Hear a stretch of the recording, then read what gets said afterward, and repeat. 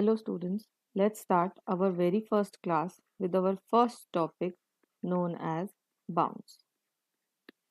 हम सब ने सुना है बहुत बार बाउंड्री, कभी घर की बाउंड्री, कभी किसी पार्क की बाउंड्री। जो हमें बाउंड्री से समझ में आता था कि ये हमारे लिए एक रिस्ट्रिक्शन है, वही हमें बाउंड से समझ में आता है कि बाउंड भी हमें रिस्ट्रिक्ट करेगा।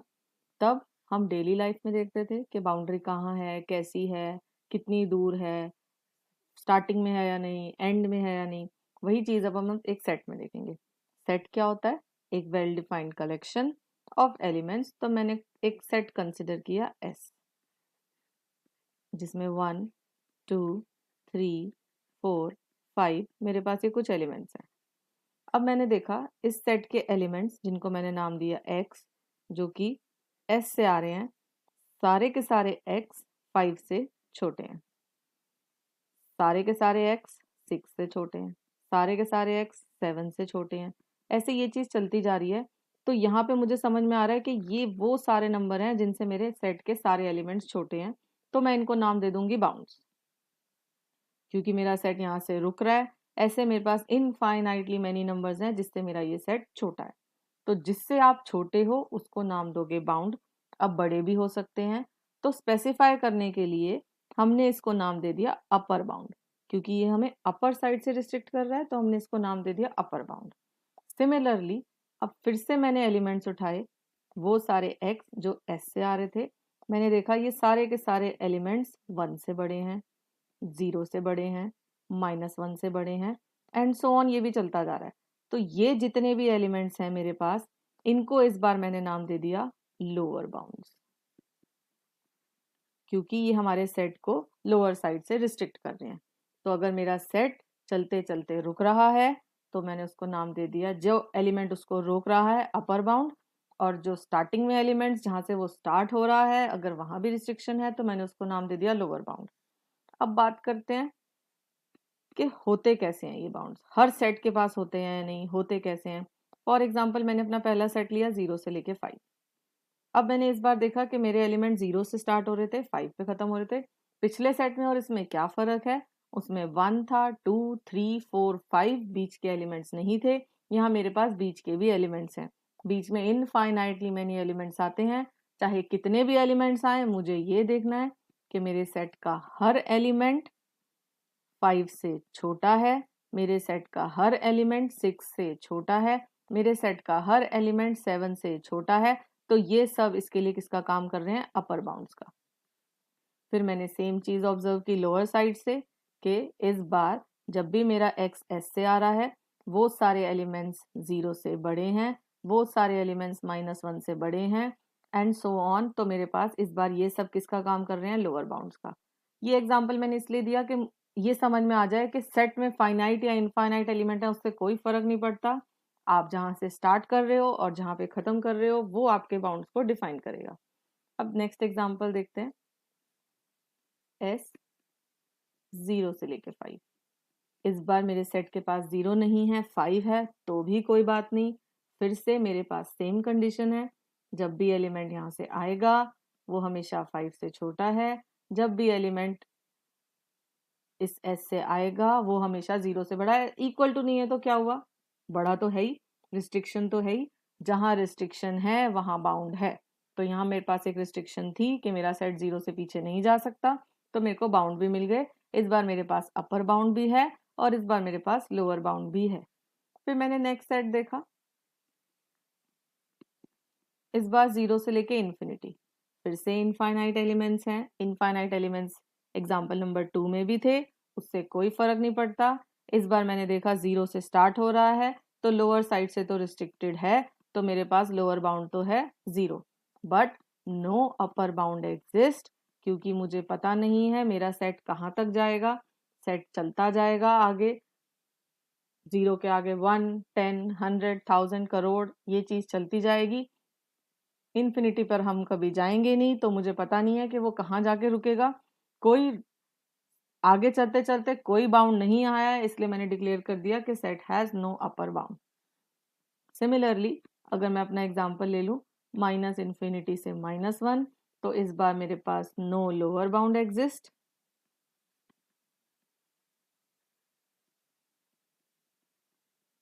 क्योंकि नेगेटिव साइड में चलता जा रहा है, स्टार्टिंग में प्रॉब्लम है तो लोअर बाउंड की दिक्कत है, आगे चलते चलते प्रॉब्लम आ रही है तो अपर बाउंड के लिए है।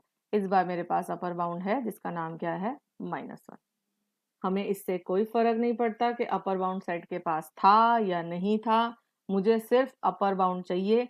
इस बार कोई अगर -1 किसी को अच्छा नहीं लग रहा है तो वो अपने सेट के लिए और भी अपर बाउंड डिक्लेयर कर सकता है। -1 से राइट साइड चलना शुरू कर दो, 0 1 2 3 ये सब इसके लिए अपर बाउंड्स हैं। जो नंबर आपको दिखाई देता है और एलिमेंट्स उससे छोटे हैं तो वो अपर बाउंड, और एलिमेंट्स बड़े हैं तो वो लोअर बाउंड। सिमिलरली अगर मेरा s ऐसा दिखता होता, n belongs to natural number कहाँ से शुरू होते हैं, 1, बीच में 2, फिर 3 4 एंड सो ऑन। मुझे पता है सेट स्टार्ट हुआ था 1 से, स्टार्टिंग पॉइंट में दिक्कत नहीं है तो लोअर बाउंड इज 1। आगे चलते चलते मुझे पता नहीं है नेचुरल नंबर कहाँ तक जाएंगे, तो इसीलिए मैं बोल दूंगी इस बार भी नो अपर बाउंड एग्जिस्ट। एक और एग्जाम्पल देखते हैं। इस बार मैंने अपना s ले लिया, सेट 1/n टाइप का, वेयर n बिलोंग्स टू फिर से नेचुरल नंबर। हर बार पहले सेट को खोल के देखो कैसा दिखता है। n की वैल्यू 1 आई तो 1, n की वैल्यू 2 आई तो 1/2, 1/3, 1/4 एंड सो ऑन। देखने में लग रहा है कि सेट के स्टार्टिंग में 1 है तो लोअर बाउंड होना चाहिए, आगे जाते जाते प्रॉब्लम है तो अपर बाउंड नहीं होना चाहिए, पर ऐसा नहीं है। एक बार जरा एलिमेंट्स को ध्यान से देखो। जो मेरे एलिमेंट्स हैं, मेरे पास 1 था, 1 और 0 के बीच में आता है 1/2, इन दोनों के बीच में आता है 1/3 एंड सो ऑन। ऐसे चलते जाएंगे तो हम 0 की तरफ अप्रोच करेंगे। स्टार्टिंग का एलिमेंट 1 दिख रहा था पर वो लोअर बाउंड नहीं है, सेट को हमेशा ध्यान से देखना है। इस बार मेरे पास अपर बाउंड है 1, लोअर बाउंड तब मिलेगा जब n इंफिनिटी पे जाएगा। मुझे उससे कोई फर्क नहीं पड़ता बीच में इनफाइनाइट एलिमेंट्स आ जाएं, पर मुझे पता है कि मेरा सेट कभी भी 0 के इस साइड नहीं जा सकता, तो मेरे पास लोअर बाउंड तो है 0। तो क्या हुआ, सेट में नहीं है। लोअर बाउंड सेट में हो ना हो मुझे उससे फर्क नहीं पड़ता, मुझे सिर्फ दिखाई देना चाहिए कि हाँ ये लोअर बाउंड है। हम टोटल 3 कंसेप्ट पढ़ेंगे, upper bound, lower bound, maximum minimum, और आगे लीस्ट और ग्रेटेस्ट की बात करेंगे, वो थोड़ी देर बात करेंगे। तो अभी मुझे कोई फर्क नहीं पड़ता कि हमारा एलिमेंट जो बाउंड कर रहा है वो सेट में है या नहीं है। अब ध्यान से देखा जाए तो मेरा फर्स्ट सेट कैसा था, अपर लोअर दोनों थे, तो मैं इस सेट को डिक्लेयर कर दूंगी बाउंडेड। जो अपर साइड और लोअर साइड दोनों साइड से रिस्ट्रिक्टेड है वो बाउंडेड। ऐसे ही सेकंड, अपर लोअर दोनों थे तो बाउंडेड। थर्ड, एक साइड से अनबाउंडेड है, इंफिनिटी की तरफ जा रहा है, तो मेरा थर्ड सेट कैसा होगा, अनबाउंडेड। फोर्थ सेट कैसा होगा, अनबाउंडेड। फिफ्थ कैसा होगा, अनबाउंडेड, लेकिन सिक्स्थ कैसा होगा, बाउंडेड, क्योंकि इसके पास दोनों एलिमेंट्स हैं, अपर बाउंड भी है और लोअर बाउंड भी है, इसीलिए मैं इसको डिक्लेयर करूंगी बाउंडेड सेट। अब कुछ रिमार्क पढ़ते हैं फिर डेफिनेशन करेंगे। पहला रिमार्क, अ सेट में have more than one bound. अब चाहे वो अपर हो या लोअर हो, उसके पास एक से ज्यादा बाउंड हो सकता है, जैसे कि हमने देखा हर सेट के पास एक से ज्यादा बाउंड आ रहे थे अगर वो बाउंडेड था तो। दूसरी बात, जो भी हमारा सेट था, if any of the upper और lower bound does not exist, then set is said to be unbounded। मेरा सेट अनबाउंडेड हो जाएगा अगर उसके पास एक भी चीज ना हो, चाहे अपर बाउंड ना हो चाहे लोअर हो। Next, if both the bounds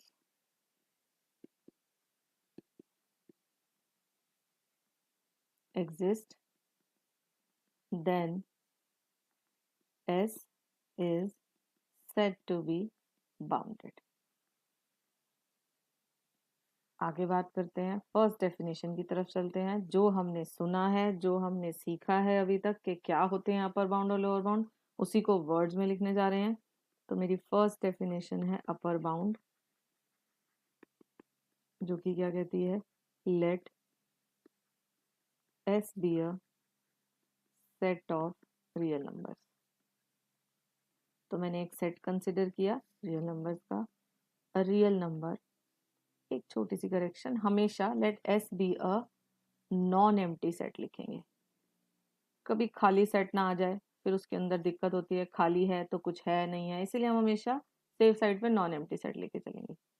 a real number B is set to be upper bound for S अगर सारे के सारे एलिमेंट्स x b से छोटे हैं, जो x कहाँ से आ रहे थे, s से। अगर आप सब के सब b से छोटे हो तो b को नाम दिया जाएगा अपर बाउंड फॉर s। सिमिलरली बिल्कुल पैरेलल लाइंस पे रिवीजन हो जाएगी।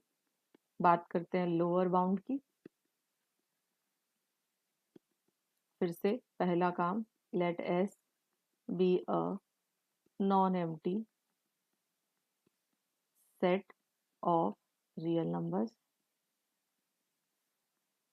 अ real number l is said to be lower bound for s अगर जितने भी एलिमेंट x थे इस बार वो l से बड़े हैं। सारे के सारे एलिमेंट्स की बात करेंगे, तब मैं अपने s इस l को क्या नाम दे दूंगी, लोअर बाउंड। तो फिर मुझे एक बात और समझ में आई। पहला remark, if upper bound exist then s is said to be bounded above। आप अबव साइड से बाउंडेड हो, आपके पास अपर बाउंड था। Second remark, if lower bound exist then s is said to be bounded below, and if both the bounds exist then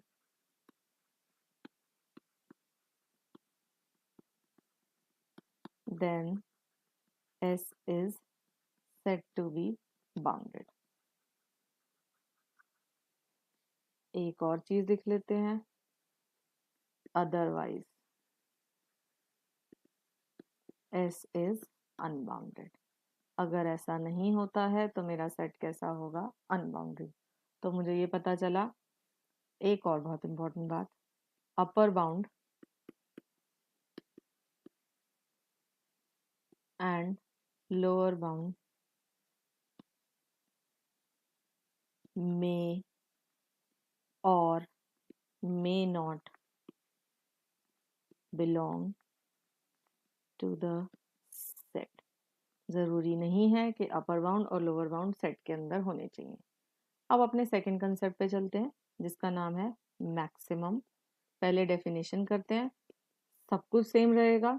definition में क्या फर्क है, फिर एग्जांपल्स में क्या फर्क आएगा, वो आगे देखते हैं। पहले डेफिनेशन करते हैं, let S be a non empty set of real numbers.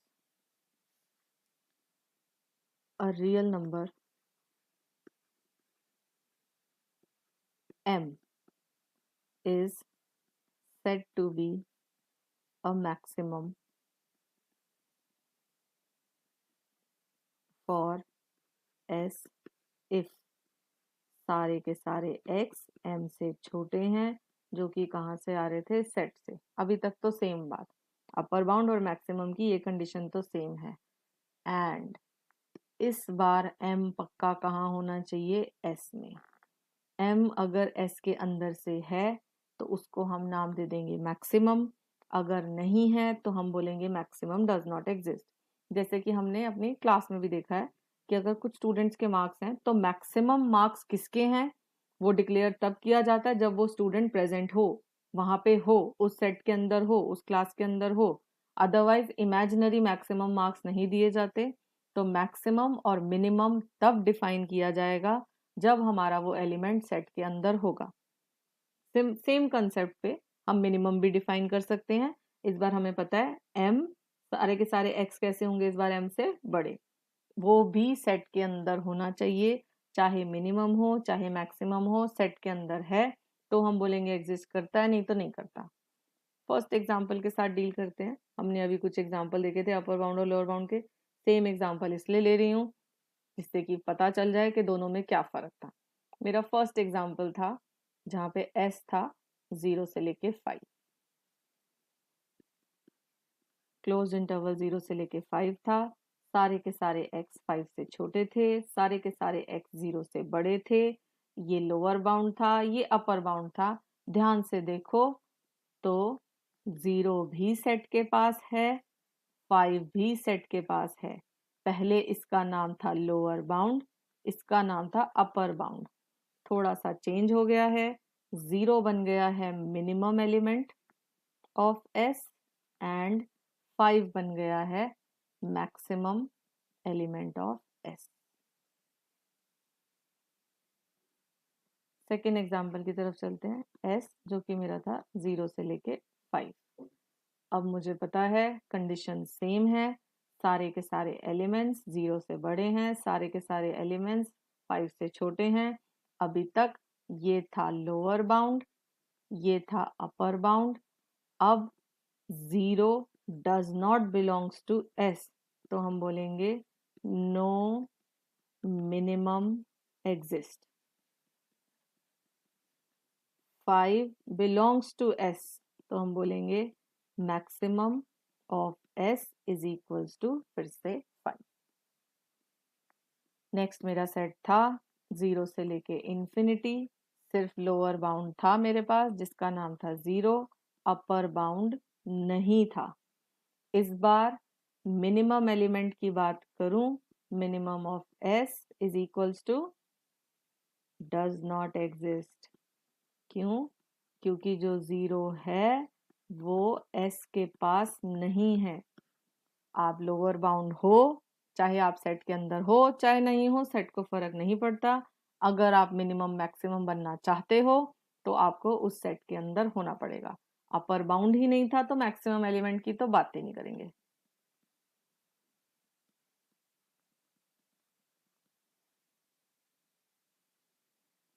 फिर बात करते हैं अपना नेक्स्ट सेट था माइनस इन्फिनिटी से लेके -1। अब इतना तो हमें समझ आ ही गया है कि मिनिमम एलिमेंट नहीं होगा, मैक्सिमम एलिमेंट नहीं होगा। मैक्सिमम एलिमेंट दिख रहा है -1, ये तब मैक्सिमम बनता जब -1 सेट के पास होता। क्योंकि -1 सेट के पास नहीं है तो ये सिर्फ अपर बाउंड रह जाएगा, मैक्सिमम नहीं बन पाएगा। मेरा नेक्स्ट एग्जाम्पल था n belongs to natural number. ये कैसा दिखता था सेट? 1 2 3 और चलता जा रहा था। यहाँ पे मुझे दिखा था कि lower bound is 1, upper bound नहीं था। इस बार 1 जो है वो s के अंदर है, तो मैं बोलूंगी कि मिनिमम ऑफ s एग्जिस्ट करता है जिसका नाम है 1, नो मैक्सिमम एग्जिस्ट।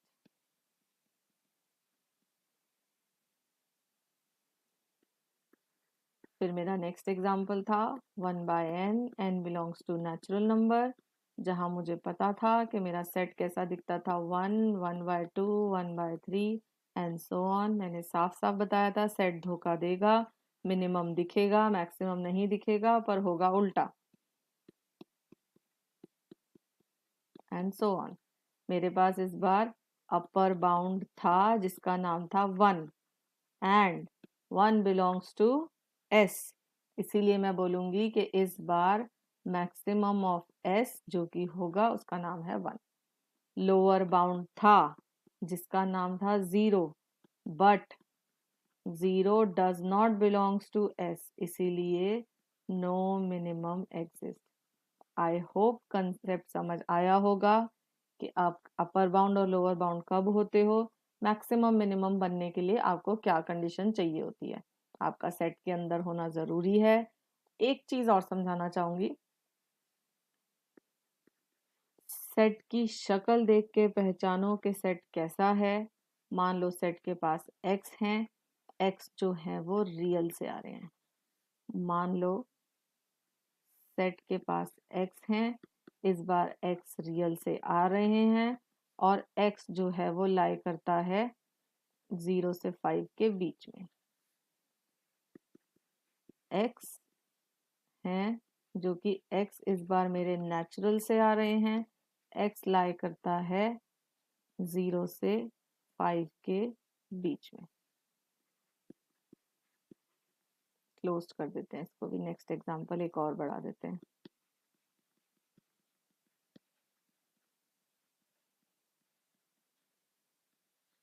इनकी बात करते हैं। बहुत छोटी सी बात समझाना चाहती हूँ। एग्जाम्पल नंबर 7 को देखो तो ये तो पूरी रियल लाइन है, ना आगे बढ़ते बढ़ते रुकेगी। एक्स चलते जा रहे हैं रियल नंबर, मुझे पता ही नहीं है कहाँ तक जाएंगे, तो मेरा 7th कैसा हो जाएगा, अनबाउंडेड। ना तो स्टार्टिंग में रिस्ट्रिक्शन है ना बाद में। अब 8th की बात करते हैं। 8th कैसा दिखता था, इंटरवल 0 से लेके 5। क्यों, क्योंकि रियल नंबर हैं तो सारे के सारे होंगे।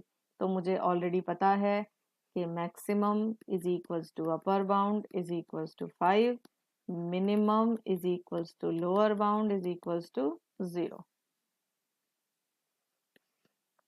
अब जरा 9th को देखो ध्यान से, है 0 और 5 के बीच में सारे एलिमेंट्स, लेकिन एक्स कहाँ से आ रहे हैं, नेचुरल नंबर से।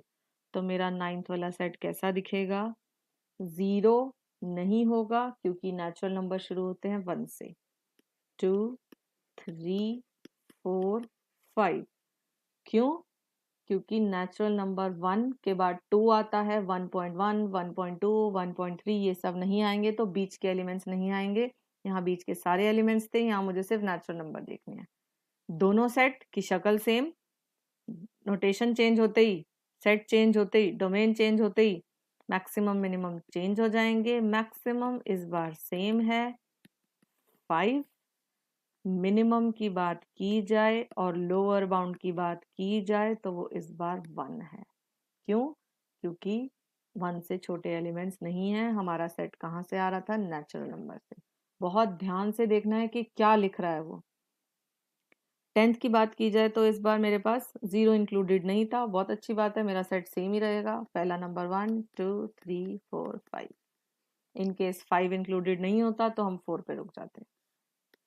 अगर मेरे पास ऐसी शक्ल होती मेरे सेट की, x belongs to natural number और x जो है वो लाई कर रहा है, एंड x जो है वो लाई कर रहा है 0 से 5 के बीच में, तो मेरा सेट कैसा दिखता होता, 1 2 3 and 4।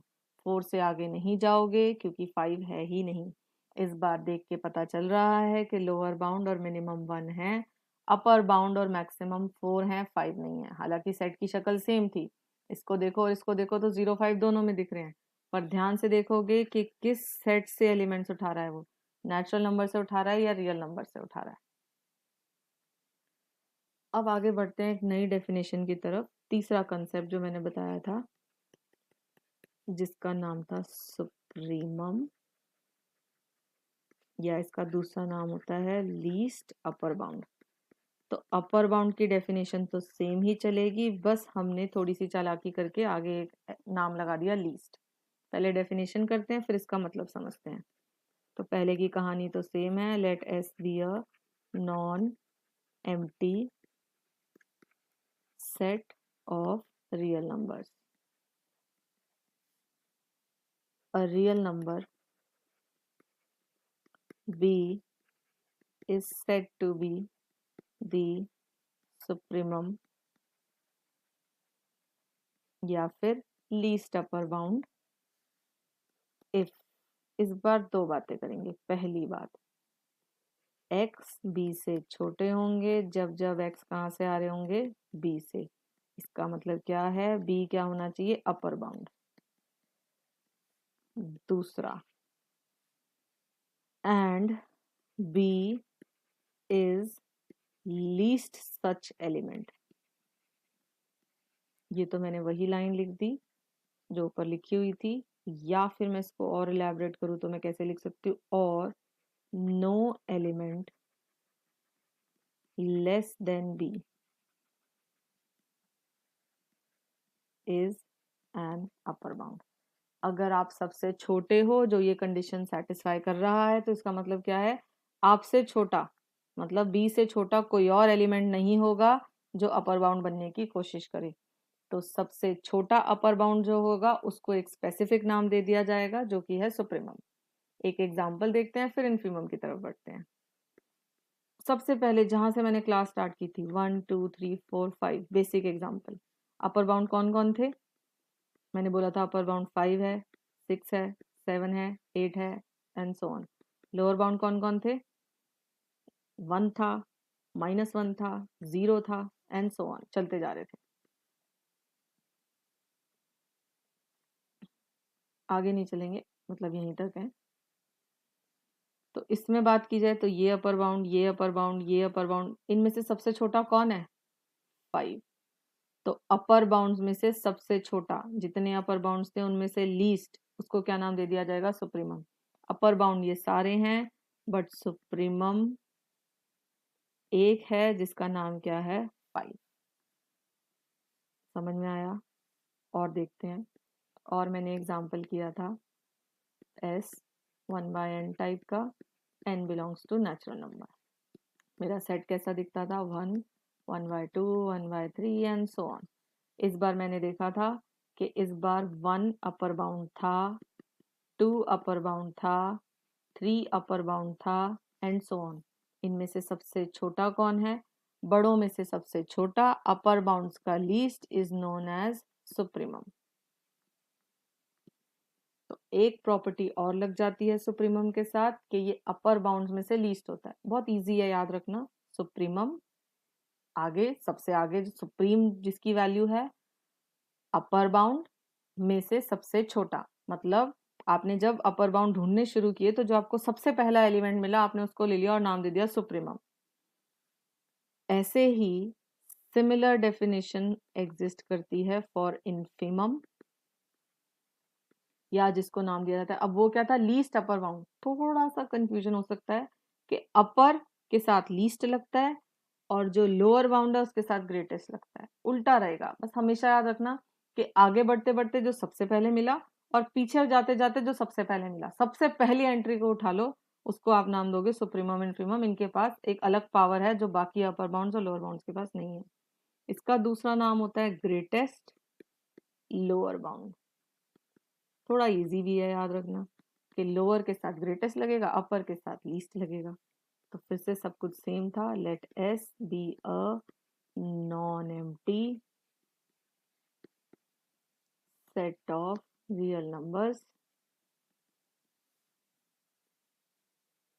A real number L is said to be the infimum या फिर ग्रेटेस्ट लोअर बाउंड इफ। फिर से दो कंडीशन, सब कुछ सेम है। सारे के सारे x L से बड़े होने चाहिए, जहां x कहां से आ रहे हो? L से। That is L is the lower bound.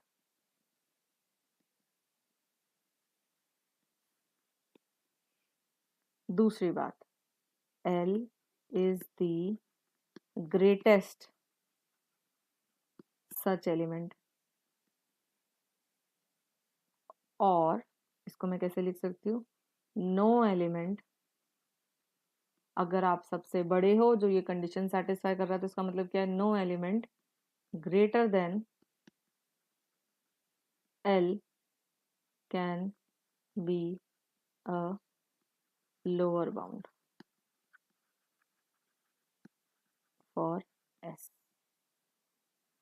अब मुझे फिर से बहुत कंफ्यूजन है कि कौन सेट में होगा कौन सेट में नहीं होगा। अभी तक तो सिर्फ ये बात थी कि अपर बाउंड लोअर बाउंड जहां मर्जी हो हमें फर्क नहीं पड़ता, मैक्सिमम मिनिमम हमेशा सेट में होने चाहिए।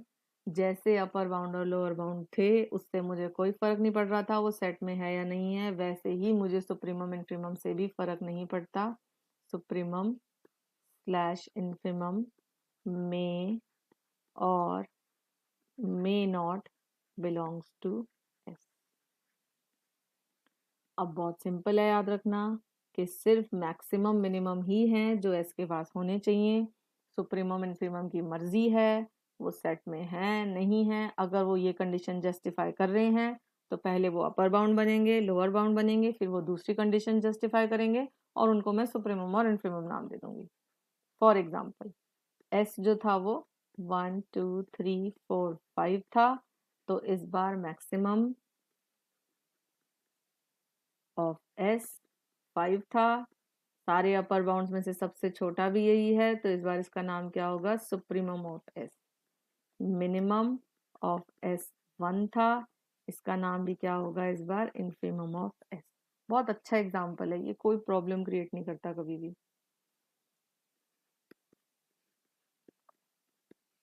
यहाँ मैंने देखा था कि lower bound is 0, upper bound is 5, minimum does not exist क्योंकि मेरे पास 0 जो था वो उसके अंदर नहीं था। मैक्सिमम ऑफ एस 5 क्योंकि है सेट के पास। सुप्रीमम ऑफ एस की बात करें, सबसे बड़ा एलिमेंट अपर बाउंड्स में से सबसे छोटा 5 ही है, सेट में है नहीं है मुझे फर्क नहीं पड़ता। Infimum of S lower bound कौन कौन थे? 0 -1, पीछे जाते जा रहे हैं हम, उनमें से सबसे बड़ा कौन है? 0।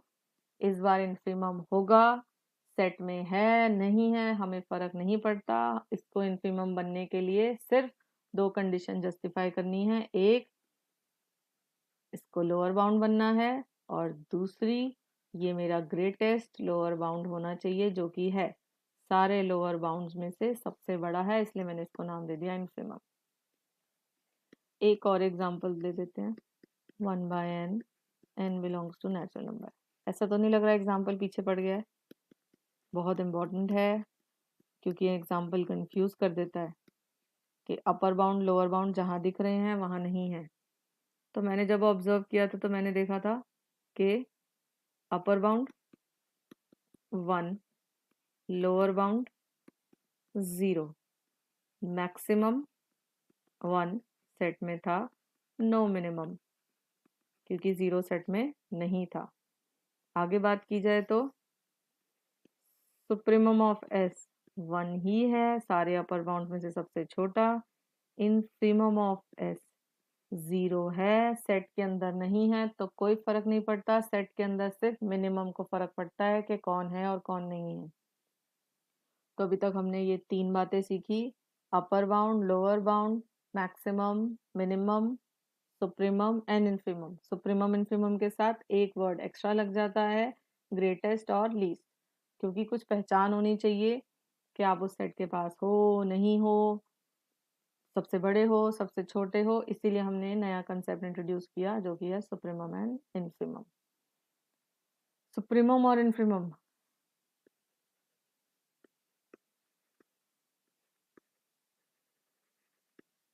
Are always unique. समझाने की जरूरत है, जब मैं बड़ों में से सबसे छोटा सिलेक्ट कर रही हूँ तो वो ऑब्वियसली एक ही होगा। अब बड़े तो बहुत सारे थे इसलिए अपर बाउंड बहुत सारे थे।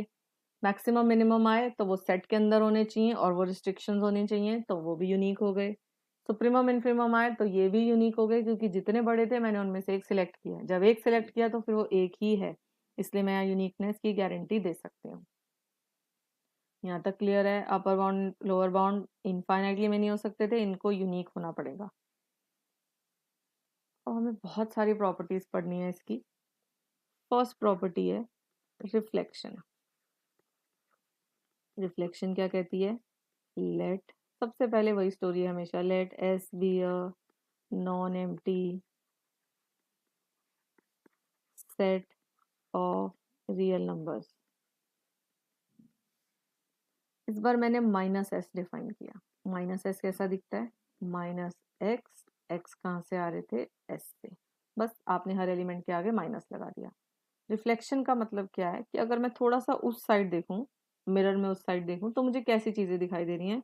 अब मिरर में उस साइड देखने के लिए मुझे प्लेन चेंज करना पड़ता है, प्लेन चेंज करना पड़ता है तो हमारे एलिमेंट्स के साइन चेंज हो जाते हैं। आप खुद सोचो, 0 है, 0 पे आपने मिरर लगा दिया, 0 से इधर जा रहे हो 1, तो 0 से उतनी इधर जाओगे तो -1, एलिमेंट कैसे हो जाते हैं, नेगेटिव। इसीलिए इस प्रॉपर्टी को नाम दिया जाता है रिफ्लेक्शन, कि आप जितना इधर जा रहे हो उतना ही इधर जा रहे हो। तो ये प्रॉपर्टी क्या कह रही है, जो एस का सुप्रीमम था वो -s के इन्फिमम का नेगेटिव है, ये मुझे शो करना है। बहुत सिंपल है। प्रूफ करने से पहले एक एग्जांपल समझाना चाहती हूँ, प्रूफ करना बहुत आसान हो जाएगा। वही अपना सबसे आसान एग्जांपल ले लेते हैं, 1 2 3 4 5। आप इसके अलावा कोई भी एग्जांपल लो, सब कुछ सेम है। एक और करके दिखा दूंगी। एस मैंने ये डिफाइन किया, बहुत बार बता चुकी हूँ। इस सेट एस का सुप्रीमम कौन होगा, 5। अब डिफाइन करते हैं माइनस एस। माइनस एस कैसा होगा, -5, -4, -3, -2 एंड -1। अब हम एलिमेंट्स उल्टे लिखेंगे, ऑब्वियसली हमेशा इंक्रीजिंग ऑर्डर में लिखते हैं। तो मैंने देखा इस बार इन्फिमम, इन्फिमम ऑफ एस कौन है, -5, जिसको मैं लिख सकती हूँ इन्फिमम ऑफ -s। इस सेट के इन्फिमम की बात कर रही हूँ जो कि कौन है, -5। क्या मैं इसको लिख सकती हूँ -5, कोई फर्क थोड़ी पड़ा, माइनस सुप्रीमम ऑफ एस, क्योंकि 5 कौन था, सुप्रीमम ऑफ एस। तो मेरी प्रॉपर्टी प्रूव हो गई कि जो इन्फिमम ऑफ -s था, तो मुझे ये समझ में आया infimum of -s is minus supremum of s। अब किसी को ये लग रहा हो कि ऊपर वाली और इसकी शक्ल तो मिल नहीं रही, तो सिंपल सी बात है, दोनों तरफ माइनस लगा दो। Infimum of -s is supremum of s। यही मुझे प्रूव करना था।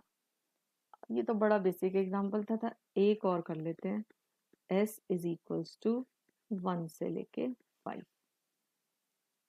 -s कैसा हो जाएगा, -5 से लेके -1। इस बार इंटरवल है।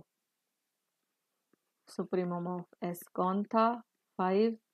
इन्फीमम ऑफ -s कौन है, -5, जो कि क्या है, minus of supremum of s। यही मुझे प्रूव करना था कि इन्फीमम ऑफ -s का negative is supremum of s। इसी प्रॉपर्टी को प्रूव करने जा रहे हैं। प्रॉपर्टी का नाम है रिफ्लेक्शन। एग्जांपल्स में समझ आ गई होगी कि कैसी दिखती है। प्रूफ में कुछ नहीं करना है, सिर्फ डेफिनेशन लिखनी है, अपने आप प्रूफ हो जाएगा। स्टार्ट करते हैं। Let B is equals to supremum of S। To show क्या करना चाहती हूँ, infimum of -s is equals to minus of B। अब इन्फिमम प्रूव करना है तो डेफिनेशन के हिसाब से दो बातें प्रूव करनी है। ये बातें मन में सोचनी है, दो बातें प्रूव करनी है।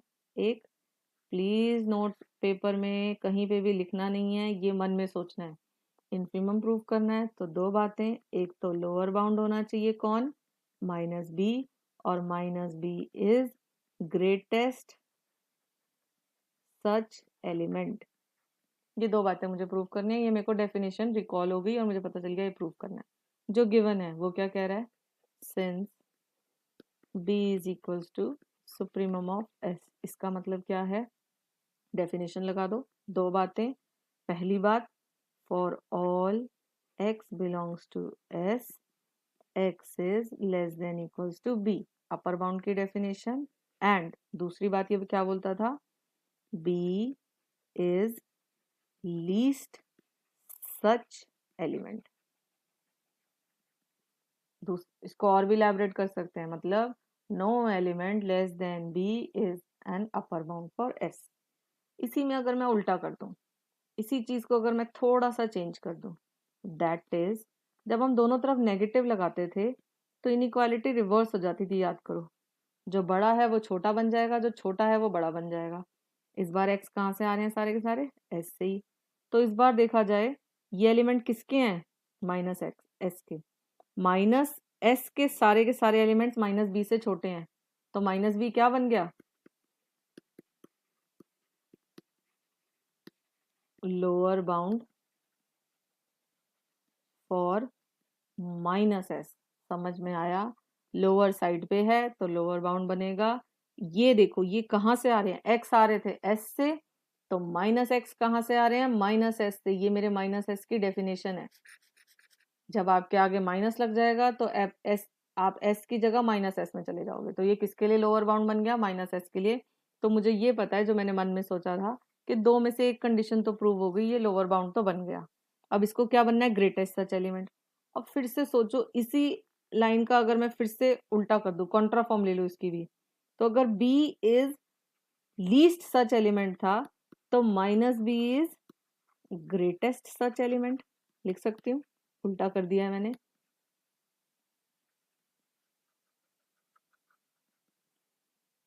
तो जैसे ही इसके पास एक ये प्रॉपर्टी और एक ये प्रॉपर्टी आई, तो मैंने डिक्लेयर कर दिया कि minus B is the infimum of minus S. किसके लिए लोअर बाउंड था? माइनस एस के लिए। तो किसके लिए इंफीमम बनेगा? माइनस एस के लिए। अगर यहाँ थोड़ी सी भी कंफ्यूजन है कि ग्रेटेस्ट लीस्ट उल्टा कैसे हो गया, तो अपना एग्जाम्पल देख लो। 5 जो था वो सबसे बड़ा एलिमेंट था, और जैसे ही उसके आगे माइनस लगा वो क्या बन गया? सबसे छोटा एलिमेंट। तो जैसे ही मैं सेट को उल्टा कर देती हूँ, जैसे ही मैंने बी की जगह माइनस बी कर दिया, वो सबसे बड़ा एलिमेंट क्या बन जाएगा? सबसे छोटा। और सबसे छोटा क्या बन जाएगा? सबसे बड़ा। तो माइनस बी क्या बन गया? Infimum of minus S. तो मुझे मिला that is minus B is equals to infimum of minus S. अब क्योंकि टू शो करना था, माइनस को मैंने एज इट इज छोड़ा। बी का दूसरा नाम क्या था? सुप्रीमम ऑफ एस, जो कि क्या बन गया? ये that is supremum of S. Minus को तो इधर उधर कर ही सकते हैं इक्वेशन के अंदर, मुझे पता है। यही मुझे प्रूव करके दिखाना था। तो मेरी फर्स्ट प्रॉपर्टी रिफ्लेक्शन कहती है कि अगर सेट के आगे नेगेटिव लगा दिया जाए तो बड़े एलिमेंट्स छोटे हो जाते हैं और छोटे एलिमेंट्स जो हैं वो बड़े हो जाते हैं। क्लियर है सुप्रीमम इन्फीमम क्या कहते हैं, कैसी बातें करते हैं? बहुत इंपॉर्टेंट कंसेप्ट पढ़ने वाले हैं, जो कि है इक्विवेलेंट डेफिनेशन, जिस पे आगे बहुत सारी प्रॉपर्टीज बेस्ड हैं।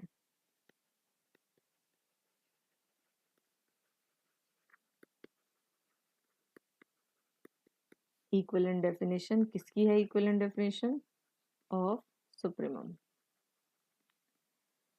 फिर से ध्यान से सुन लो। सुप्रीमम जो कि लीस्ट अपर बाउंड होता था, मतलब जितने भी अपर बाउंड हैं, अगर मैं उनमें से किसी को सुप्रीमम नाम दे रही हूँ तो वो सबसे छोटा है। उससे छोटा कोई नहीं होगा जो सारी कंडीशन जस्टिफाई करता हो। थोड़ा सा डिफिकल्ट कंसेप्ट है, प्रॉपर्टीज बहुत इजी हैं, सिर्फ कंसेप्ट समझ में आना चाहिए। बात करते हैं इसकी, स्टार्ट करते हैं। इस बार मैंने नाम दे दिया, मान लो let Z be the upper bound for S. S एक सेट था, नॉन एम्प्टी सेट था, मैंने उसके अपर बाउंड को नाम दे दिया अपर बाउंड फॉर एस। अब मैं इसको सुप्रीमम बनाने के लिए एक नया कंसेप्ट इंट्रोड्यूस करने जा रही हूँ। वो क्या कहता है कि फॉर एनी गिवन एप्सिलॉन। अभी बात करते हैं एप्सिलॉन क्या होता है। Greater than 0 there exist A belongs to S such that A is greater than Z minus epsilon if and only if Z is equals to supremum of S। कुछ समझ नहीं आया होगा, कोई बात नहीं, फिर समझाती हूँ। अब बात करते हैं, मुझे एक अपर बाउंड दे रखा है जिसका नाम है Z। मुझे बोला जा रहा है कि अगर आप इस Z को सुप्रीमम बनाना चाहते हो तो दो बातें दिखानी होती हैं, एक अपर बाउंड और एक लीस्ट। अपर बाउंड इन्होंने दे रखा है, तो मैं सिर्फ लीस्ट प्रूफ करना चाह रही हूँ। वो कह रहे हैं इसकी जगह आप ये कंडीशन प्रूफ कर दो। कंडीशन क्या कहती है? अब एप्सिलॉन क्या होता है? एप्सिलॉन हमेशा ग्रेटर देन 0 लेते हैं। ये कुछ नहीं होता है, ये थोड़ा सा बेवकूफ बनाया जाता है कि थोड़ा आगे पीछे चले जाओ। जैसे कि हम यहाँ है जेड पे, जेड से थोड़ा सा पीछे चले जाओ तो जेड माइनस एप्सिलॉन, थोड़ा सा आगे चले जाओ तो जेड प्लस एप्सिलॉन। जैसे कि जेड था फॉर एग्जाम्पल 5, एग्जाम्पल बता रही हूँ सिर्फ, और मैंने एप्सिलॉन ले लिया 0.1, तो 4.9 हो जाएगा z माइनस एप्सिलॉन, 5.1 हो जाएगा z प्लस एप्सिलॉन। आप उस पॉइंट को छोड़ के थोड़ा सा आगे पीछे हो जाते हो कि देखते हैं क्या चेंजेस आते हैं, मेरी स्टेटमेंट में क्या चेंजेस आते हैं, मेरे फंक्शन में क्या चेंजेस आते हैं, प्रॉपर्टी में क्या चेंजेस आते हैं। तो ये कह रहा है कि जब भी कोई एप्सिलॉन आएगा z माइनस एप्सिलॉन यहाँ होगा, वो कह रहा है एस का कोई ना कोई एलिमेंट जरूर होगा जो इससे बड़ा आ रहा होगा, कोई ना कोई एक एलिमेंट यहाँ जरूर मिल जाएगा। अगर कोई एलिमेंट ना मिलता तो ये z माइनस एप्सिलॉन क्या बन जाता, अपर बाउंड, क्योंकि सारे के सारे इससे छोटे हो जाते।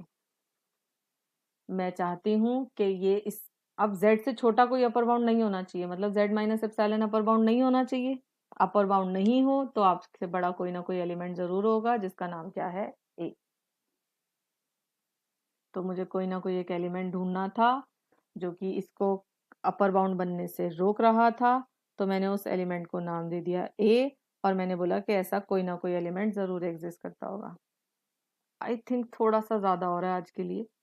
अभी एक क्लास और कंटिन्यू करते हैं जिसके अंदर हम, आप ये रिवाइज करो, अपर बाउंड लोअर बाउंड, क्योंकि आगे प्रॉपर्टीज हैं जो सेट को ऐड करेंगी, सेट को मल्टीप्लाई करेंगी, सुप्रीमम को चेंज करेंगी। उस पे जाने के लिए एक बार मैं चाहती हूँ कि पीछे का पूरा कंसेप्ट अच्छे से रिकॉल कर लो, फिर आगे बढ़ेंगे और सुप्रीमम इन्फीमम की नई डेफिनेशन की तरफ चलेंगे। एक बार इसे सुनना बहुत जरूरी था कि पता हो कि नेक्स्ट टाइम क्या करने वाले हैं। तो मुझे पता है कि सुप्रीमम बनने के लिए अपर बाउंड होना चाहिए और लीस्ट, लीस्ट मतलब मेरे से छोटा कोई नहीं होना चाहिए। ये कह रहा है कि अगर आप थोड़े से भी छोटे हो जाते हो तो आप कंडीशन फेल करोगे, मतलब कोई ना कोई बड़ा होगा आपसे जिसका नाम क्या होगा, ए। बड़ा छोटा थोड़ी सी कंफ्यूजन हो जाएगी क्योंकि अभी 3 नए कंसेप्ट सीखे हैं, एक बार उन्हें रिवाइज करते हैं और यहाँ से नेक्स्ट क्लास में कंटिन्यू करेंगे। आगे बहुत इंटरेस्टिंग प्रॉपर्टीज आने वाली हैं। इस डेफिनेशन को देख के डरना नहीं है क्योंकि यही डेफिनेशन है जो हमें सारी प्रॉपर्टीज प्रूव कराएगी। ओके।